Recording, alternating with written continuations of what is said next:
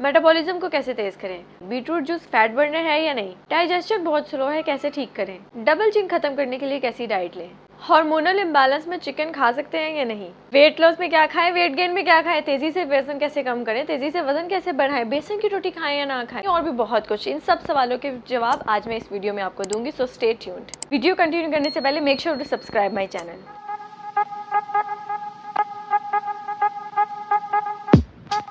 अस्सलाम वालेकुम everyone, I am clinical nutritionist Muntaha. मैंने अपने इंस्टा पे स्टोरी अपलोड की थी जहां मैंने लोगों से पूछा था कि वो उनके जो भी न्यूट्रिशन डाइट रिलेटेड क्वेश्चंस हैं वो वहां पे लिख सकते हैं और मैं उनको आंसर करूंगी। तो आज इस वीडियो में मैं वो तमाम क्वेश्चंस को आंसर करने लगी हूँ। So let's continue. अब हम अपने क्वेश्चंस की तरफ चलते हैं। तो क्वेश्चन है कि बीटरूट जूस फैट कटर है या नहीं, मैं ये अपने डिनर में पी रहा हूँ। So basically beetroot juice nitrate rich है, ये हमारी बॉडी में जाके नाइट्रिक ऑक्साइड में कन्वर्ट हो जाता है, जो कि प्रूव्ड हुआ है, रिसर्चर्स ने प्रूव किया है कि नाइट्रिक ऑक्साइड आपके मसल्स में ऑक्सीजन की डिलीवरी ज़्यादा अच्छे से करवाता है। यानी कि आपके मसल्स काम कर रहे हैं, उनकी ऑक्सीजन नीड ज़्यादा हो जाती है, तो नाइट्रिक ऑक्साइड की वजह से आपके मसल्स को ऑक्सीजन अच्छी मिलती है जब आप एक्सरसाइज कर रहे होते हैं, राइट। तो इसका मतलब ये है कि बीटरूट जूस की वजह से आपकी जो एक्सरसाइज की इंड्योरेंस है, आपका जो एक्सरसाइज का स्टेमिना है वो इंक्रीज हो जाता है। यानी कि आप एक्सरसाइज अच्छे तरीके से कर रहे होते हैं, परफॉर्म अच्छा करते हैं आप अपनी एक्सरसाइज में, जल्दी से उसमें थकते नहीं हैं। तो येस, बीटरूट जूस का ये बेनिफिट है कि वो आपकी एक्सरसाइज की परफॉर्मेंस को अच्छा करवाती है, और आपकी एक्सरसाइज की परफॉर्मेंस अच्छी होगी तो ऑब्वियसली आपका वेट लॉस होगा, आपकी कैलोरीज बर्न होंगी तो आपका फैट लॉस होगा। बट बीटरूट जूस में ऐसा कोई मैजिक नहीं है जो कि आपका जाकर फैट बर्न करवा देगा। बीटरूट जूस सिर्फ आपकी एक्सरसाइज का स्टेमिना बढ़ा देगा, और आप एक्सरसाइज अच्छे से करेंगे तो आपका वेट लॉस होगा। सिर्फ बीटरूट जूस पी लें और एक्सरसाइज ना करें तो बैठे बैठे आपका वजन कम नहीं होने वाला, ठीक है। दूसरी बात यह कि बीटरूट जूस को अपने डिनर के साथ रिप्लेस करने की ज़रूरत नहीं है। ये एक बहुत लो कैलोरिक फूड है, इसको आप अपने स्नैक में इंक्लूड कर सकते हैं। बट आपका जो डिनर है उसमें कार्ब्स, प्रोटीन एंड फैट्स, ये तीनों का प्रोपोर्शन इंक्लूड हो तो बेटर होता है आपकी हेल्थ के लिए। आपको काफ़ी देर तक फीलिंग ऑफ फुलनेस भी रहती है और आपके शुगर लेवल्स भी स्टेबल रहते हैं। ऑब्वियसली डिनर में अगर आप बैलेंस्ड मील नहीं लेंगे तो आपने पूरी रात गुजारनी है उस डिनर के साथ, तो आपका शुगर लेवल लो होने के चांसेस हो सकते हैं, आपको हाइपोग्लाइसीमिया हो सकता है, या आपको वीकनेस फील होगी, एनर्जी लेवल आपका डाउन चला जाएगा। तो उस चीज़ से बचने के लिए इसको डिनर से रिप्लेस करने की ज़रूरत नहीं है। बट येस, एक लो कैलोरिक स्नैक ये आपके लिए बहुत अच्छा है, और ये आपका बैठे बैठे वजन नहीं कम करवाएगा। आपको बीटरूट जूस पीकर भी एक्सरसाइज करनी होगी और बाकी पूरे दिन में अपना कैलोरी इनटेक मेंटेन करके रखना होगा ताकि आपकी बॉडी नेगेटिव एनर्जी बैलेंस में हो, आपकी बॉडी कैलोरी डेफिसिट में हो, ताकि आप वेट लॉस करवा सकें। अगला हमारा क्वेश्चन है कि बेसन की रोटी वेट लॉस में ले सकते हैं या नहीं। तो डेफिनेटली आप बेसन की रोटी अपने वेट लॉस जर्नी में ले सकते हैं, डेफिनेटली ले सकते हैं, क्योंकि बेसन जो है ये दाल से बना होता है और दाल में आपको कार्ब्स भी मिलते हैं, प्रोटीन भी मिलती है। तो आप बेसन की रोटी ले सकते हैं, उसको किसी सब्ज़ी के साथ ले लें या फिर दही के साथ ले लें, लेकिन बेसन की रोटी के साथ आपने दाल मज़ीद नहीं लेनी, ठीक है, क्योंकि वो बेसन की रोटी में ऑलरेडी अनाज मौजूद है दाल की फॉर्म में और प्रोटीन भी है उसमें, राइट। तो आप उसके साथ सैलड ले सकते हैं, वेजिटेबल्स, पकी हुई सब्ज़ी ले सकते हैं, और साथ में दही का भी इस्तेमाल कर सकते हैं। तो ये अच्छा मील आपका तैयार हो जाएगा। तो येस, आप बेसन की रोटी 6 इंचेस अपनी डाइट में शामिल कर सकते हैं वेट लॉस करवाने के लिए। इसमें आपको कार्ब्स भी मिल जाएंगे, प्रोटीन भी मिल जाएगी, तो आपका एक अच्छा मील भी तैयार हो जाएगा। चीक्स और जॉ लाइन बराबर करने हैं, कौन सी डाइट फॉलो करें फेस के लिए? Good question. बेसिकली ऐसी कोई डाइट नहीं है, कोई स्पेसिफिक डाइट नहीं है जो कि मैं आपको बता दूं कि ये डाइट करेंगे आप तो आपका फेस का फैट चला जाएगा। ऐसा नहीं होगा।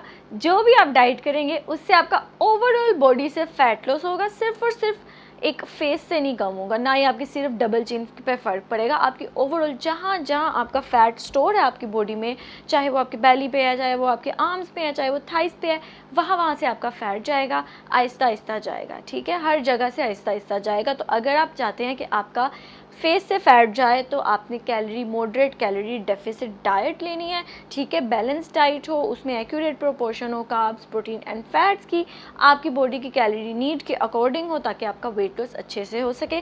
तो आपका हर जगह से फैट लॉस होगा जहाँ जहाँ पे वो स्टोर्ड है। मैं किसी भी ऐसी डाइट का नाम नहीं ले सकती हूँ कि ये डाइट करेंगे तो सिर्फ और सिर्फ आपका फैट का फेस जाएगा, बाकी बॉडी का फैट अगर है तो वही का वही रहेगा। ऐसा नहीं होगा। जहाँ पे भी स्टोर है, अगर आपका सिर्फ फैट स्टोर ही आपके फेस पे है तो जाहिर सी बात है फिर फेस से जाएगा, फिर आपकी बाकी बॉडी पार्ट से क्यों जाएगा, क्योंकि बाकी बॉडी पार्ट आपके मसल्स होंगे, फैट तो और कहीं स्टोर होगा ही नहीं, तो ऑब्वियसली वो फिर आपका फेस फैट जाएगा। तो sport reduction is not possible, but yes आप अपने मसल्स को ट्रेन कर सकते हैं। फेस के फैट को ख़त्म करना चाह रहे हैं तो आप फेस की एक्सरसाइजेज कर सकते हैं, वहाँ पे उसका ब्लड फ्लो ज़्यादा हो जाता है, वहाँ के मसल्स स्ट्रॉन्ग होंगे, टोन होंगे, शेपअप होंगे, और साथ में आप कैलोरी डेफिसिट डाइट में रहेंगे तो आपका फैट लॉस होने लग जाएगा। मेरा वेट 1 महीने से स्टक है, मैं एक्सरसाइज भी कर रही हूँ, डाइट भी कर रही हूँ, लेकिन वज़न कम नहीं हो रहा। ओके, तो आप किस तरह की डाइट कर रही हैं? आप बहुत ज़्यादा रिस्ट्रिक्टिव डाइट कर रही हैं अगर, तो आप थोड़ी सी अपनी डाइट इंक्रीज़ करें। आपका जो बॉडी है वो प्लेटू फेज में चला गया, now you need to increase your calorie intake. थोड़े अरसे के लिए, 1 हफ्ते के लिए अपनी डाइट को बिल्कुल छोड़ दें, अपना कैलोरी इनटेक बढ़ाएं एंड देन अपने ट्रैक पे वापस आएँ, आपका वेट लॉस होने लग जाएगा। ठीक है, अगर फिजिकल इनएक्टिविटी है तो फिजिकल एक्टिव रहें, एक्सरसाइज के अलावा भी घर के काम करें और फिजिकल एक्टिविटी में इन्वॉल्व हों। इसके अलावा अगर ये चीज़ भी आपको नहीं सूट करती है देन आप इंटरमिटेंट फास्टिंग पे शिफ्ट हो जाएं। आप जब अपनी डाइट की रूटीन चेंज करेंगे, अपना स्केड्यूल ज़रा सा चेंज करेंगे, तो भी आपकी बॉडी रिस्पॉन्स करना शुरू कर देगी। मैंने स्टक वेट पे वीडियो अपलोड की हुई है, लिंक मैं डिस्क्रिप्शन में शेयर करूँगी, आप वो जाकर देख सकते हैं। I want to lose weight but मेरे पास डाइट और एक्सरसाइज करने का टाइम नहीं है, व्हाट शुड आई डू? अच्छा, तो यहाँ पे आपको खुद से एफर्ट करनी होगी, ठीक है, अपने अंदर मोटिवेशन लानी है, क्योंकि आपकी सेहत सबसे आगे है। टाइम आपको अपने लिए खुद निकालना पड़ेगा, ठीक है।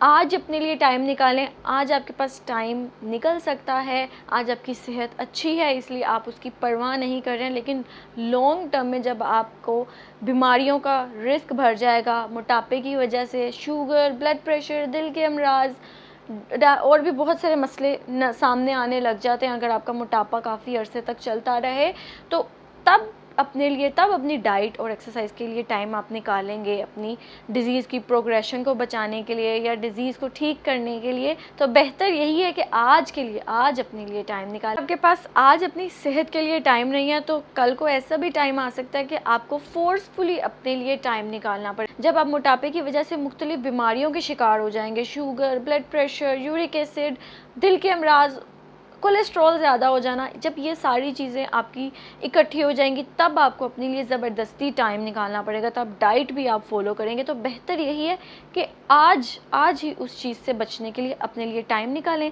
अपनी डाइट को ठीक करने के लिए टाइम निकालें, ठीक है। खुद से एफर्ट करें, खुद से अपने अंदर मोटिवेशन लाएं, क्योंकि जो आप आज कर रहे होते हैं यंग एज में, जो आप खा पी रहे हैं, वो आपको लॉन्ग टर्म में जाकर उसका अफेक्ट आता है। इस चीज़ का आइडिया रखना ज़रूरी है बहुत ज़्यादा।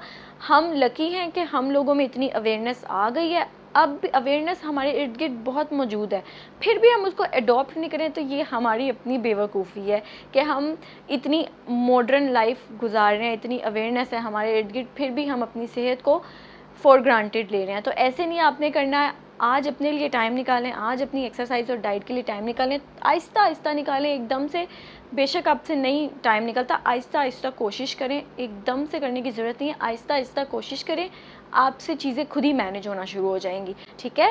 बेहतर यही है कि आज अपने लिए टाइम निकालें, बजाय इसके कि कल को आपको ज़बरदस्ती टाइम निकालना पड़े अपनी एक्सरसाइज करने कि आप उस बीमारी को शिकस्त दे सकें।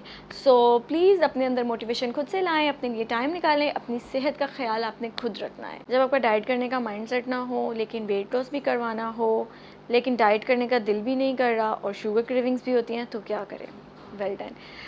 सबसे पहले इसमें यही मोटिवेशन कि आपने अपने अंदर खुद मोटिवेशन लानी है, अपनी सेहत का ख्याल आपने खुद रखना है। आप कर क्या सकते हैं कि आप डाइट को, अगर आपको डाइट के नाम से उलझन होती है तो आप ये समझ क्यों रहे हैं कि डाइटिंग आपको बहुत ज़्यादा डिस्ट्रक्टिव साइड पे ले जाएगी, ऐसा नहीं होता है, ठीक है। इस चीज़ से बाहर लें, आ जाएं, हेल्दी वे में भी आप वेट लॉस करवा सकते हैं, ग्रेजुअल वेट लॉस करवाएं, आपको सब कुछ खाने को मिलेगा, आपको ज़रा सा भी भूखा नहीं रहना पड़ेगा, आप ब्रेकफास्ट भी करेंगे, लंच भी करेंगे, डिनर भी करेंगे और दरमियान में 2 स्नैक्स भी लेंगे, ठीक है। तो ये डाइट का नाम तो इसको आप दे ही ना, इसको आप हेल्दी लाइफस्टाइल का नाम दें, हेल्दी डाइटरी हैबिट्स का नाम दें, राइट। वेट लॉस करवाने के लिए डाइटिंग के कॉन्सेप्ट को साइड पे रखें और हेल्दी लाइफस्टाइल को अडॉप्ट करें, तो आपको कोई इशू भी नहीं होगा। आपकी जो क्रेविंग्स हो रही हैं वो भी मैनेज हो जाएंगी जब आपके मील्स अच्छे होंगे, बैलेंस्ड होंगे तो आपकी क्रेविंग्स भी मैनेज होंगी और आपको ऐसा फील भी नहीं होगा कि आप डाइटिंग कर रहे हो, कोई रिस्ट्रिक्टिव डाइट कर रहे हो।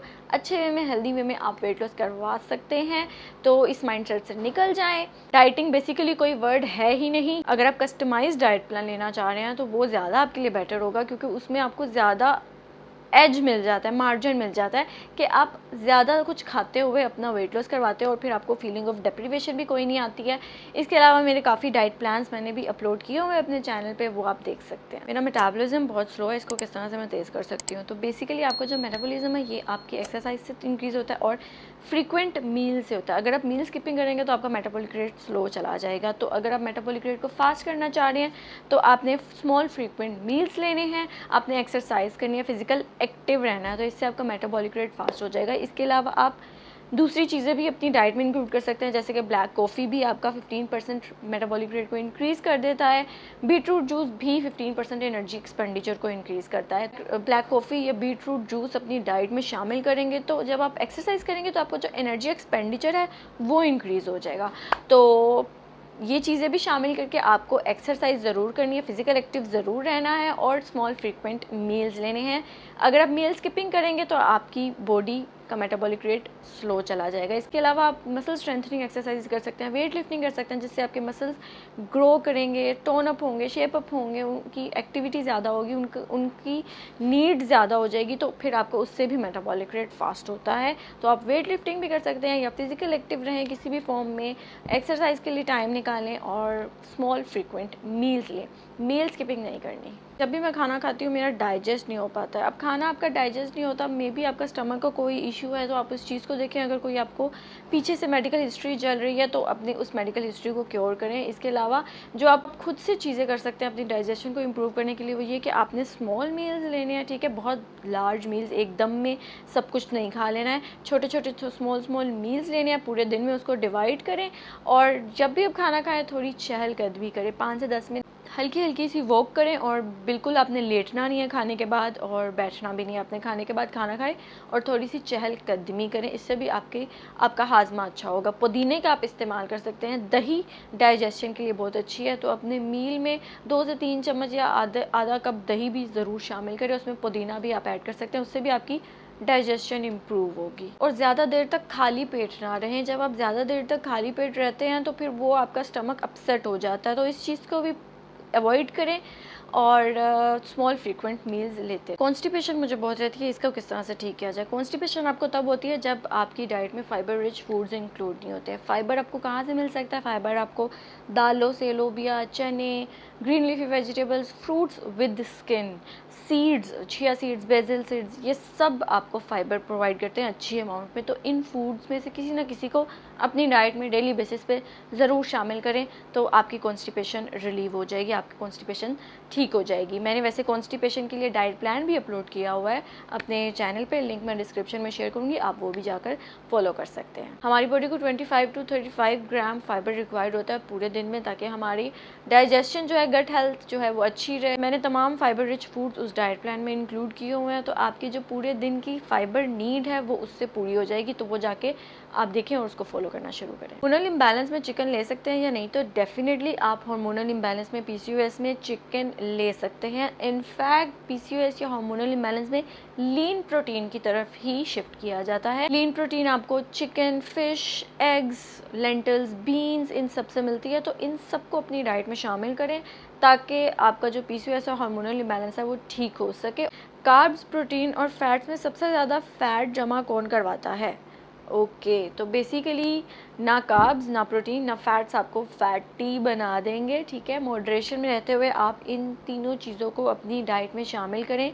मॉडरेशन में आप किस तरह से ले सकते हैं? तो कार्ब्स से आपने 45 to 65% अपनी एनर्जी लेनी है पूरे दिन में, ठीक है। 10 to 35% आपकी एनर्जी होनी चाहिए फ्रॉम प्रोटीन। इसी तरह 20 to 35% आपका जो एनर्जी इनटेक है वो फैट्स की तरफ से आना चाहिए। तो इस तरह जब आप इनकी परसेंटेज के अंदर रहते हुए आपका डेली बेसिस पे इनटेक होगा तो कोई भी आपको फैट जमा नहीं करवाएगा, ठीक है। अगर आप कार्ब्स का इनटेक ज़्यादा कर लेंगे, 65% रिकमेंडेड है ना मैक्सिमम, अगर आप उससे ज़्यादा इनटेक करने लग जाएंगे तो ऑब्वियसली वो वेट गेन करवाएगा। आप प्रोटीन का इनटेक भी अगर आप रिकमेंडेड इनटेक से ज़्यादा करेंगे और फिजिकल इनएक्टिव होंगे तो ऑब्वियसली आपकी बॉडी की इतनी नीड नहीं है, इतनी अब एक्स्ट्रा प्रोटीन कहाँ जाएगी, तो वो स्टोर हो जाएगी फैट की फॉर्म में, क्योंकि जितनी प्रोटीन आपके मसल्स को चाहिए थी उन्होंने ले ली, अब एक्स्ट्रा वो फैट की तरफ कन्वर्ट हो जाएगी। इसी तरह फैट्स जो आपकी बॉडी को रिक्वायर्ड है 20 to 35%, इतनी रेंज में रहेंगे तो आपको फैट कुछ भी नहीं कहेगा,